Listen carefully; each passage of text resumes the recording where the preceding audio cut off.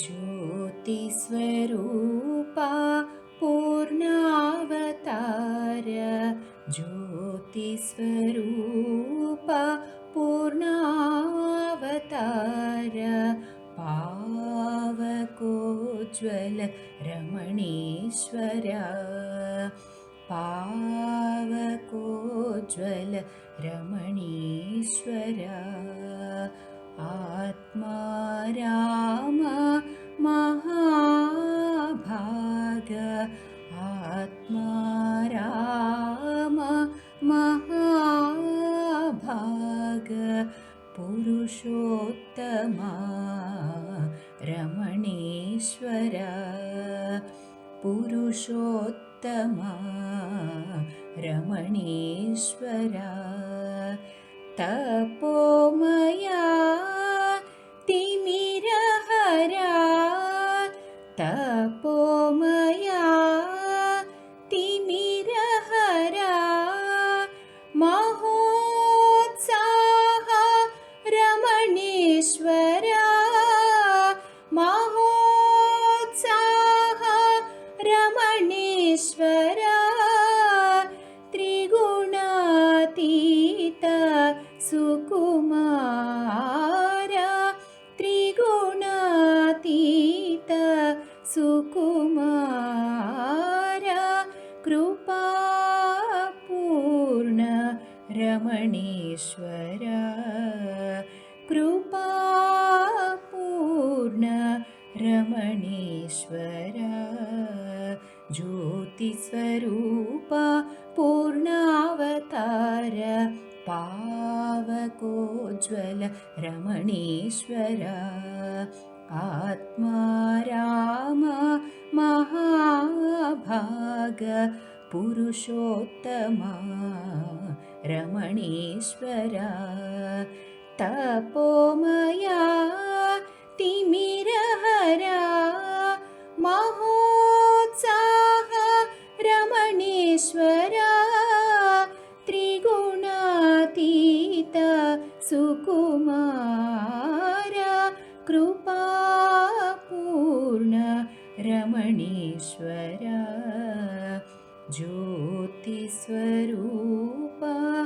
पूर्णावतार पावकोज्ज्वल रमणीश्वर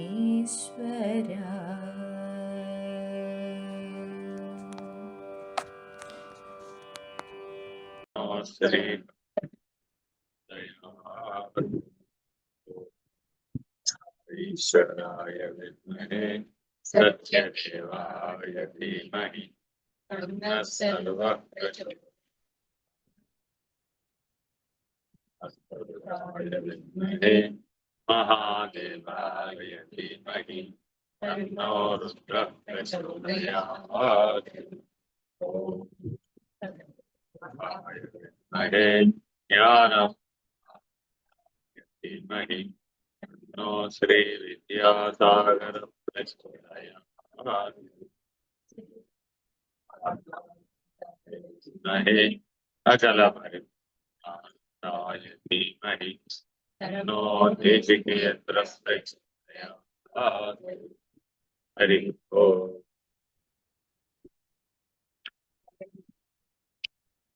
నారద భక్తి సూత్రాలు అధ్యయనం చేస్తున్నాం.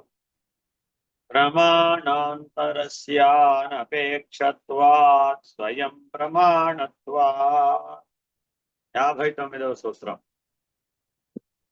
ప్రమాణాంతరస్యానపేక్షత్వాత్ స్వయం ప్రమాణత్వాత్ భక్తిని తెలుసుకొనుటకు మరి ఒక ప్రమాణం అక్కరలేదు, అది తనకు తానే ప్రమాణం. వేదాంతంలో మనకి పరిచయం అయ్యేటటువంటి 3 లక్షణాలని, 1 భక్తి, 2 జ్ఞానం, 3 పరం. ఇది వేదాంతంలో మాత్రమే కనబడుతుంది. భక్తి, జ్ఞానం, పరం ఇవి స్వతః ప్రమాణం. అంటే దాన్ని చెప్పడం కోసం ఇంకో దాన్ని తేవక్కర్లేదు. అలాగే అది స్వయం అనుభవనీయం. అనుభూతి నిర్ణయాలే తప్ప దాన్ని ఎలా చెప్పాలన్నా వీలు లేదు. భక్తి అన్నా చెప్పలేం, జ్ఞానం అన్నా చెప్పలేం. జ్ఞానం అంటే స్వరూప జ్ఞానం.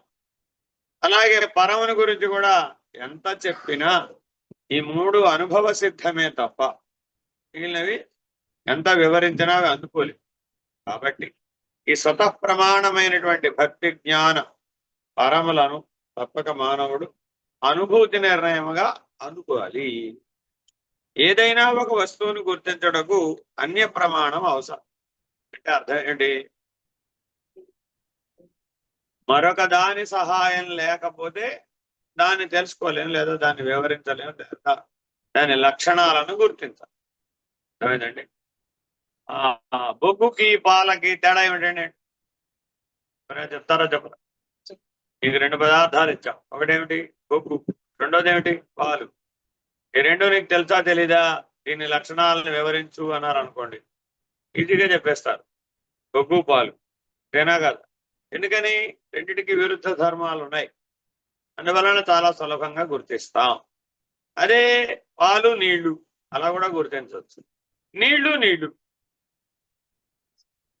ఒకటే కదండి. పాలు రెండు ఒకటి. ఇలా ఏకసారూప్యత కలిగినవి కానీ బహుసారూప్యత కలిగినటువంటివి కానీ భిన్నమైనటువంటివి కానీ మన బుద్ధి గుర్తిస్తుంది. కానీ బుద్ధికి అతీతమైనటువంటి భక్తి, జ్ఞానము, పరబ్రహ్మం అనే దాన్ని అది గుర్తించలేదు. అంటే బుద్ధికి ఉన్నటువంటి మూడు బలములు ఏమిటి? అయితే ఏకసారూప్యత తనలాంటి దాన్ని గుర్తిస్తుంది, లేదా బహుసారూప్యత తనలాంటి అనేక మందిని గుర్తిస్తుంది, లేదా వాళ్ళందరికంటే నేను వేరే అనే భిన్నత్వం ద్వారా అయినా గుర్తిస్తుంది. ఈ మూడే బుద్ధికి ఉన్నటువంటి బలాలు.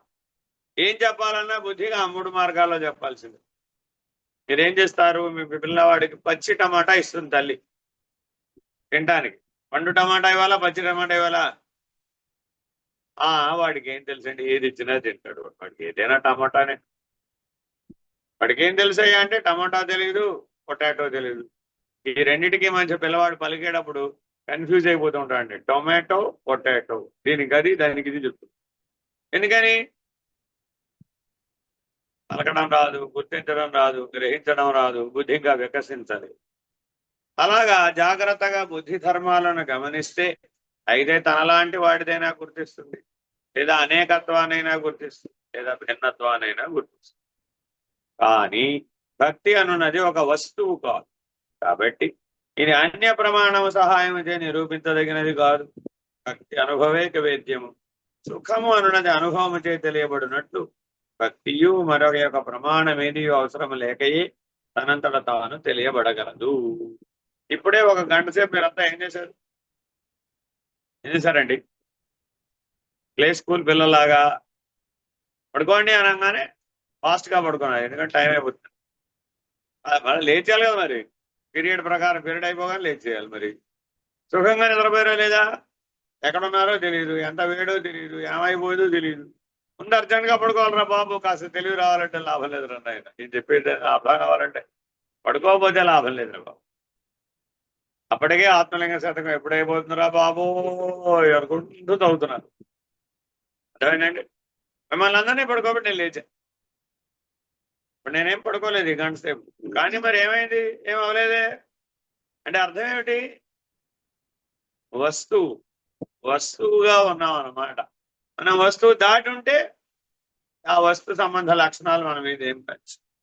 అందుకని చాలా జాగ్రత్తగా చెప్తున్నాడు. భక్తి అనేది అనుభవేక వేద్యం. సుఖం ఎట్లా అనుభవేక వేద్యమో భక్తి కూడా అనుభవేక. ఈ గంట సేపట్లో మీరు ఏ సుఖాన్ని అనుభవించారో చెప్పండి అన్నాం అనుకోండి. 20 మంది 30 మంది పడుకున్నారు కదా, మీరు అందరికీ ఒకే నిద్రే కదా, నిద్రా సుఖం అందరికీ ఒకటే కదా. మరి ఏ సుఖాన్ని అనుభవించావో కాస్త వివరించమ్మా అన్నాం అనుకోండి, దయచేసి మీరు కూడా హాయిగా చదువు, అనుభూతి కలుగుతుంది, మీకే తెలిసిపోతుంది. ఇప్పుడు దాని గురించి ఒక గంట ఉపన్యాసం చెప్పి చెడగొట్టలేదు. కాబట్టి వాచ లేదా అదేమంటారు, యతో వాచో నివర్తంతే అప్రాప్య మనసా సహా. అందుకని ఈ అనుభూతి నిర్ణయం ఏమన్నారండి? యతో వాచో నివర్తంతే అప్రాప్య మనసా సహా. ఎక్కడైతే వాక్కు మనస్సు విరమిస్తున్నాయో అక్కడ అనుభూతి నిర్ణయం మాత్రమే ఉంటుంది తప్ప వివరించడానికి పనికిరాదు. ఏంటంటే విశదంగా వివరించడానికి అంతకంటే వీలు కాదు. హరి ఓం. టైం అయిందా? శుభం. ఆటో శుభం. సరం సద్గురు జనారవింద అర్పణ. కాబట్టి దైవభక్తి మహాసులభ సాధ్యమే. ఎంత సులభం అంటే నిద్రాసుఖం అంత సులభం అట. నిద్రాసుఖం గురించి ఎవరైనా చెప్పగలరా? అలాగే భక్తి గురించి కూడా. నిద్రాసుఖం సులభమా కష్టమా? సులభమా కష్టమా?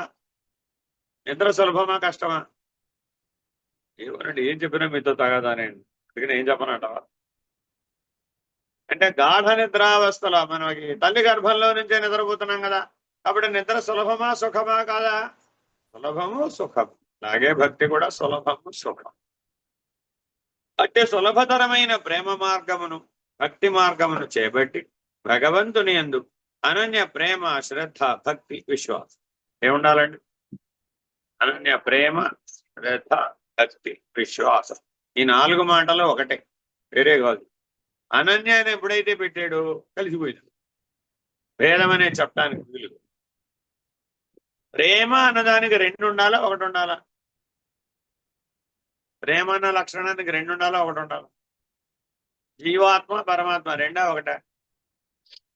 ఒకటంటేనే ప్రేమ, గుర్తుపెట్టుకోవాలి. అనా ఈ రెండిటి మధ్య భేదం లేదు, జీవాత్మ పరమాత్మల మధ్య భేదం లేదు. ఉన్నది పరమాత్మే అనటమే ప్రేమ, ఉన్నది పరమాత్మే అంటమే భక్తి, ఉన్నది పరమాత్మే అంటమే శ్రద్ధ, ఉన్నది పరమాత్మే అంటమే విశ్వాసం. ఈ 4టికి ఒకటే అర్థం, వేరే ఏం లేదు. అదే ఐహికమైనటువంటి అర్థంలో తీసుకున్నాం అనుకోండి, ప్రతిదానికి 2 కావాలి. ప్రేమ శ్రద్ధ భక్తి విశ్వాసం. చేసేవాడు పొందేవాడు, చేసేవాడు పొందేవాడు, చేసేవాడు. ఎప్పుడు 2 ఉండాలండి.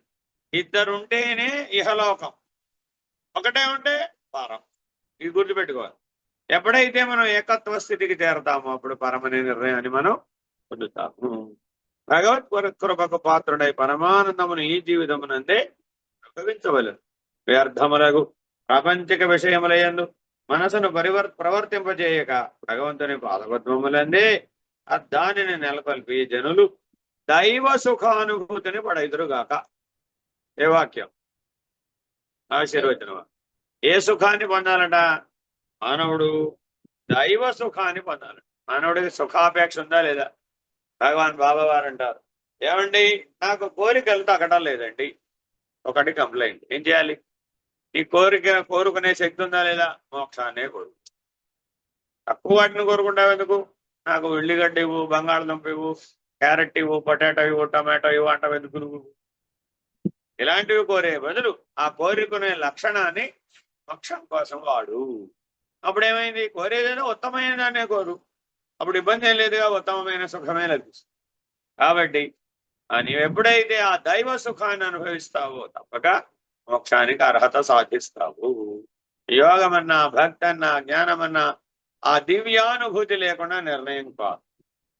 ఎన్ని పేర్లు ఎవరైనా చెప్పుకునేవాడు, దానికన్నిటికీ పాదు పునాది ఆది ఏమిటయ్యా అంటే దివ్యానుభూతి. తప్పక ఆ దివ్యానుభూతిని పొందితేనే నువ్వు యోగి అవుతావు. తప్పక ఆ దైవానుభూతి చేతనే నువ్వు భక్తుడు అవుతావు. ఆ దివ్యత్వానుభూతి చేతనే దివ్యాత్మ స్వరూపుడుగా దివ్య జ్ఞానాన్ని పొందుతావు. కాబట్టి ఆ దివ్యత్వం అనే అనుభూతి కనుక లేకపోయినట్లయితే ఎప్పటికీ భక్తి యోగము జ్ఞానం అనేటటువంటివి నిర్ణయించావు. శాంతి రూపాత్ పరమానంద రూపాచ్చ 60వ. భక్తి శాంతి రూపమైనది, అది పరమానంద రూపమైనది కావున అది ప్రమాణాంతరమును అపేక్షించదు. ఒక ఉదాహరణ చెప్తాను. తల్లి తన పిల్లవాడిని ఎప్పుడైనా సందేహిస్తుంది, వీడు నా పిల్లవాడేనా అని తల్లికి సందేహం కలిగింది అనుకోండి, ఇప్పుడు ఏం ప్రమాణం తెచ్చి చెప్పాలి? ఏమంటే ఈయన మా అబ్బాయేనా అని ఆవిడ కన్న తల్లికి డౌట్ వచ్చింది అనుకోండి, అప్పుడు ఏ ప్రమాణంతో నిరూపించగలుగుతాం? అసలు జీవితంలో ఎప్పుడైనా తల్లిగా డౌట్ వస్తుందా అని అడిగాం. కన్న తల్లికి ఈ పిల్లవాడిని నేనే కన్నానా అని డౌట్ వస్తుందా? Never it comes. ఎందుకని? సహజంగా ఆవిడకు ఆ ప్రమాణం తెలుసు కాదు, అనుభూతి నిర్ణయంలో ఉంది కాబట్టి. ఆ పిల్లవాడి కూడా ఆ తల్లి ఎవరో అనుభూతి నిర్ణయంలో ఉంది కాబట్టి ఎలా అయితే అలా ఉన్నారో సకల జీవాత్మలు కూడా పరమాత్మ యొక్క బిడ్డలే. కానీ మనం మాత్రం పరమాత్మకు బోర్డు ప్రమాణాలు నాకు తెలియడం లేదండి. కాబట్టి ప్రమాణ సహితంగా నిరూపించు పరమాత్మ ఉన్నాడని, పరమాత్మ ఎక్కడున్నాడని, పరమాత్మ ఎలా ఉన్నాడని, పరమాత్మ ఏం తింటున్నాడని, పరమాత్మ ఎలా ఉంటున్నాడని, పరమాత్మ ఏం చేస్తున్నాడని మన తరఫున భగవద్గీతలో అర్జునుడు ఆల్రెడీ అడిగాడు. ఆయన ఏమన్నాడు? పరమాత్మ ఎప్పుడూ ఉన్నాడు, ఉన్నతోటే ఉన్నాడు, మారకుండా ఉన్నాడు, కదలకుండా ఉన్నాడు, ఏమీ చేయడం. ఇలాగా ఆయన కూడా పరమాత్మ గురించి చెప్పాడు. చెబితే ఏమన్నా అర్థమైందా? ఏమర్థం చెబితే నీకు అర్థం కావట్లేదే, ఒకసారి చూపిస్తా పట్టన్నాడు అని చూపెట్టాడు. చూపించిన తర్వాత ఏమన్నాడు? నేను చూడలేను మహాప్రభో, కనబడలేదు బాబు, కనబడేట్ చేస్తా చూడ. కన్వర్ట్ చేసాడు. కన్వర్ట్ ఏమన్నాడు? అమ్మో దిక్కులు కనబడలేదు, అది కనబడలేదు, నేనే లేకుండా పోయాను, నేను ఎప్పుడైతే లేకుండా పోయానని తెలుసుకుని నాకు మహాభయం ఏర్పడిపోయింది. ఇంకా నీ రూపాన్ని ఉపసంహరిద్దు బాబు. చూపెట్టమని ఆడవెందుకు, భయపడిపోవడం ఎందుకు? ఎందుకని ఆ పరమాత్మ యొక్క అంశే, ఆ పరమాత్మ యొక్క బిడ్డడే, ఆ పరమాత్మే. కానీ ఆ భక్తి, శ్రద్ధ, భక్తి, విశ్వాసములు అనన్యంగా లేకపోయినట్లయితే భగవంతుడు అంటే భక్తి బదులు భయం ఏర్పడు. చాలా మందికి భగవంతుడు అంటే భయం ఉంటుందండి. ప్రపంచంలో ఎవరికి భయపడేవాడు కూడా భగవంతుడు భయపడదు. ఎందుకని? తెలియదు కాబట్టి. భగవంతుడు ఎలా ఉన్నాడో తెలియదు కాబట్టి. కాబట్టి జాగ్రత్తగా గమనిస్తే ఎవరికైతే అనన్య భక్తి కలదో వాడికి మాత్రమే భగవద్భక్తి శాంతిని కలుగుతుంది, భయమును కలుగుతుంది, మరియు పరమానందమును జీవునకు కలుగుతుంది. అశాంతితోనూ దుఃఖాదులతోనూ సతమతమైపోతున్న జనులకు శాంతిని, పరిపూర్ణ సుఖమును కలుగజేయు ఈ భగవద్భక్తియే ఏకైక శరణ్యం. భక్తిని, ప్రేమతత్వమును అభ్యసించు వారు క్రమక్రమముగా తమ హృదయములందు శాంతిని, దుఃఖరాహిత్యమును అనుభూతమనర్చుకొనుచు. ఇది వెరీ వెరీ ఇంపార్టెంట్. మిమ్మల్ని ఎప్పుడు అడుగుతుంటాను, ఏమంటే ప్రశాంతంగా ఉంటున్నానా లేదా, దుఃఖాన్ని అధిగమించానా లేదా? నాకు దైవమునందు భక్తి ఉంది అంటే మీ సహజ లక్షణాలు ఏమిటంటే ఎల్లప్పుడూ దుఃఖాన్ని అధిగమించినటువంటి స్థితిలో ఉండాలి, ఎల్లప్పుడూ ప్రశాంతంగా ఉండాలి. ఆ రెండు లక్షణాలే మీకు దైవభక్తి కలదని గుర్తు. ఈ రెండు లక్షణాలు కనుక మీ దగ్గర లేకపోతే మీకు ఆ దైవభక్తి లేనట్లే. కాబట్టి భక్తిని ఆశ్రయించిన జీవులకు పరమ శ్రేయస్కరం. వ్యర్థములకు దృశ్య విషయములందు కాలమును వృధా చేయక ముముక్షు త్వరితముగా భగవద్భక్తిని ఆశ్రయించి ప్రేమతత్వమును ఆస్వాదించి దైవస్వరూపులేయగు సమస్త ప్రాణికోట్ల ఎడల దయగలిగి భగవద్ అనుగ్రహమునకు పాత్రులై జీవితములను చరితార్థమునర్చుకొనవలెను. భక్తుడు అన్నటువంటి వాడికి 6 గుణాలు తప్పక ఉంటాయి. ఏమిటవి? ప్రేమ, కరుణ, దయ, సహనం, ఓర్పు, క్షమ, త్యాగం. ఇవి దైవీ లక్షణాలు. ఈ దైవీ లక్షణాలన్నీ భక్తుడికి ఉంటాయి. ఇందులో వెతుక్కోవాల్సిన పని లేదు. ఈ దైవీ లక్షణాలు ఎవరి జీవితంలో అయితే, ఎవరి మనసులో అయితే, ఎవరి హృదయంలో అయితే, ఎవరి నడకలో అయితే, ఎవరి నడతలో అయితే ఉంటాయో వాడే భక్తుడు. వాడు పరమ శాంతిని, పరమ ప్రేమను, పరమాను అనుభవిస్తూ ఉంటాడు. ఏంటి ఆయన నీ జీవితం ఎలా ఉంది? పరమ శాంతంగా ఉంది. పరమ ప్రేమ స్వరూపాన్ని పొంది పరమాత్మ స్థితిని దర్శించును. ఆ పరమాత్మకు నాకు భేదం లేదని గ్రహించాను. ఆ పరమానంద స్థితి అని నేను లయమైపోయి నేను విడిగా లేదు అని స్పష్టంగా, నిర్ణయంగా భక్తుడు చెప్పగలుగుతాడు. లోకహానౌ చింతాన కార్య నివేదితాత్మలోక వేదత్వా. 61. భక్తుడైన వాడు బంధు వియోగమును గూర్చి గాని, ప్రాపంచిక వస్తు వినాశమును గూర్చి గాని చింతింపరాదు. ఎలయనగా అతడు తన లౌకిక వైదిక కర్మలను భగవంతునికి అర్పణ చేసి ఉన్నాడు. సమస్త కర్మలను నాకు అర్పించి వేయిదివేని నీకు నిన్ను సర్వ పాపముల నుంచి విముక్తిని చేసి మోక్షముని ఇచ్చేదను. అహం త్వా సర్వ పాపేభ్యో మోక్షయిష్యామి మా శుచః అని భగవద్గీత యొక్క ఆదేశము, ఉపదేశం. కాబట్టి సర్వకాల సర్వావస్థలో ఏం చేయాలట? పరమాత్మకే అర్పించేసి. ఈ పరమాత్మయే సృష్టికి అధిష్టానం, జగదాధారుడు.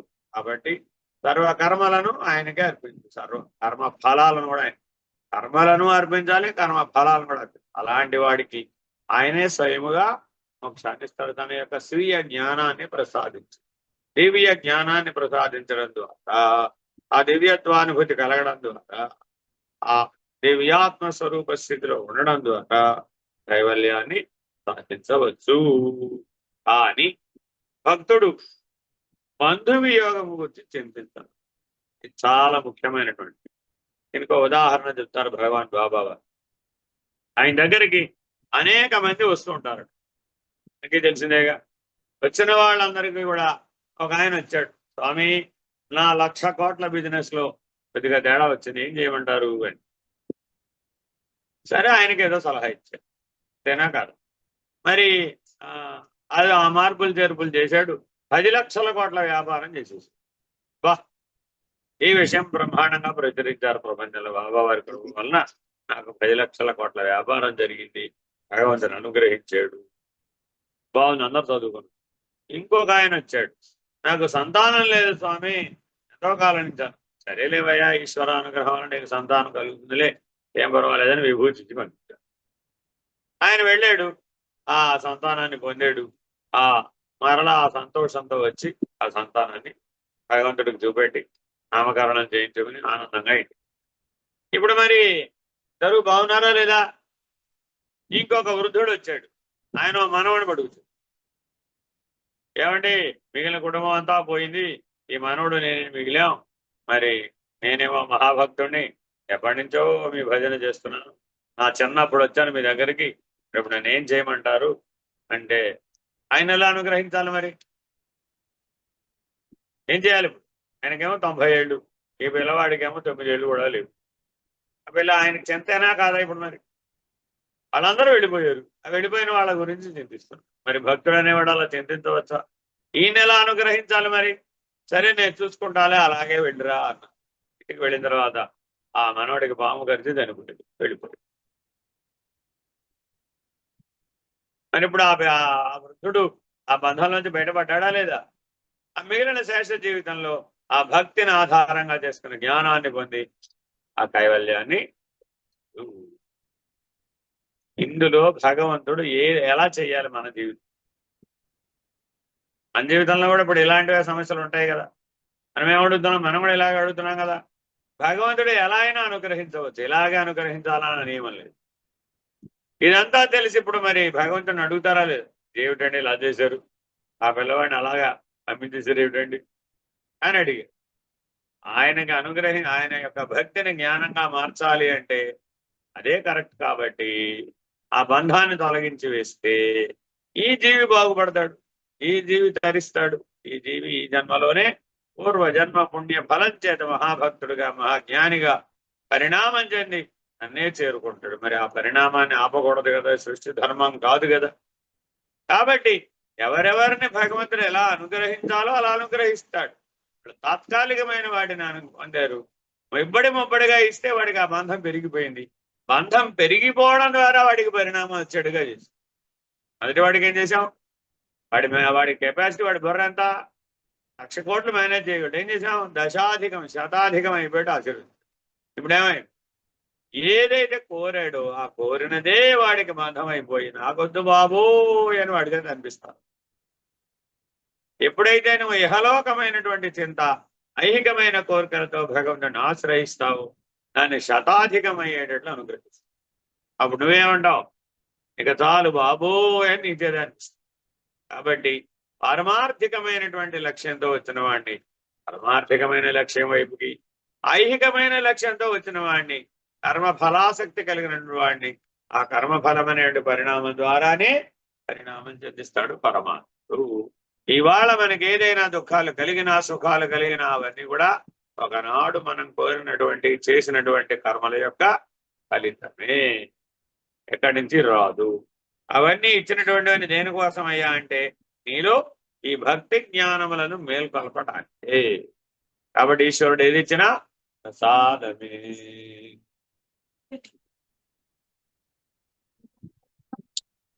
కావున ఇక ఏ వస్తువుని గుర్చి గాని, ఏ విషయమును గుర్చి గాని 61 ఏం చదువుతున్నా అదే అసలు ఇంకా 61 పూర్తి కాలేదు. ఏలయని అతనికి నాది అను పదార్థం ఏదియూ లేదు.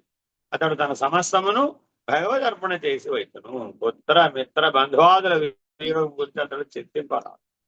కావున ఇక ఏ వస్తువుని గుర్చి గాని ఏ విషయమును గుర్చి గాని అతడు దుఃఖించవలసిన పని లేదు. అతడు సర్వకాల సర్వావస్థలందును తన ఏకైక లక్ష్యముకు భగవంతుని దివ్య పాదార విందములందు దత్త చిత్తుడై అహర్నిశములు భగవద్ధ్యాన పరుడై పవిత్రమగు దైవానుభూతిని కలిగి ఉండవలెను. ప్రాపంచిక పదార్థములను గుర్చి చింతింపరాదు.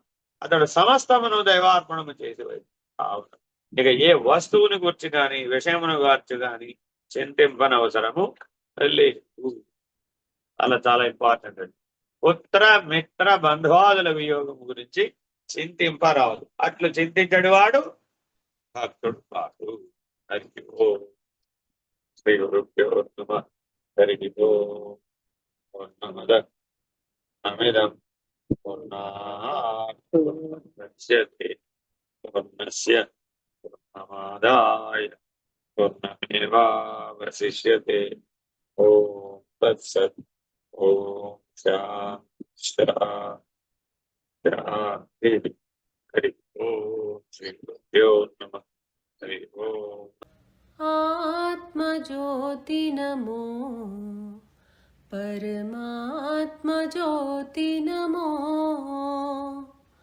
आत्मज्योति नमो परमात्मज्योति नमो अखंड ज्योति नमो मम जीवन ज्योति नमो अखंड ज्योति नमो मम जीवन ज्योति नमो अंतर्यामि नमो श्री सद्गुरु साई नमो अंतर्यामि नमो श्री सद्गुरु साई नमो आत्मज्योति नमो परमात्मज्योति नमो आत्मज्योति नमो परमात्मज्योति नमो अखंड ज्योति नमो मम जीवन ज्योति नमो अखंड ज्योति नमो मम जीवन ज्योति नमो अंतर्यामि नमो श्री सद्गुरु साई नमो अंतर्यामि नमो श्री सद्गुरु साई नमो आत्मज्योति नमो परमात्मज्योति नमो आत्मज्योति नमो परमात्मज्योति नमो।